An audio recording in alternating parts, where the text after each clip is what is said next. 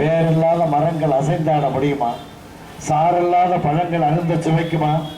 போரில்லாத மண்ணில் வீரம் பிறக்குமா? புரட்சி தலைவி இல்லாத தமிழகத்தில் ஏழைகளின் வாழ்வு செழிக்குமா? திமுக தலைவர் கருணாநிதியும் அவருடைய தனையன் ஸ்டாலினும் காங்கிரஸ்காரன் இளங்கோவனும் அவருடைய ரொம்ப வேண்டிய பிரியமான குஷ்புவும் ஏதாவது ஒரு பொய்யை மக்களிடத்தில் சொல்லி குழப்பி பீதியை உருவாக்கி சாதி கலவரத்தை தூண்டி அடிமேல் அடியடித்தால் அம்மியின் நகரும் என்பதை போல ஏதாவது பொய்யை சொல்லிக்கொண்டே இருந்தால் ஒரு டெபாசிட்டாவது கிடைக்காதா என்று தெருவாக வீதி வீதியாக அழைத்துக் கொண்டிருக்கிறார்கள். தான் பார்ப்பான், பணக்காரன் ஆகி விடுவான், கோடிக்கணக்கில் சேர்த்து விடுவான் சொல்வார்கள். அந்த எண்ணம் என்னுடைய மனதிலே என்றைக்கும் உதித்தது கிடையாது. என்றைக்கும் அம்மாவின் தொண்டன், சாதாரண தொண்டனாகத்தான் இருந்து வருகிறேன் என்பதை நேரத்திலே தெரிவித்து கடந்த ஒரு மாத காலமாக இங்கே தேர்தல் பணியாற்றி வருகிறேன். மக்கள் மகிழ்ச்சியோடு வரவேற்கிறார்கள், மனமுகந்து வரவேற்கிறார்கள்.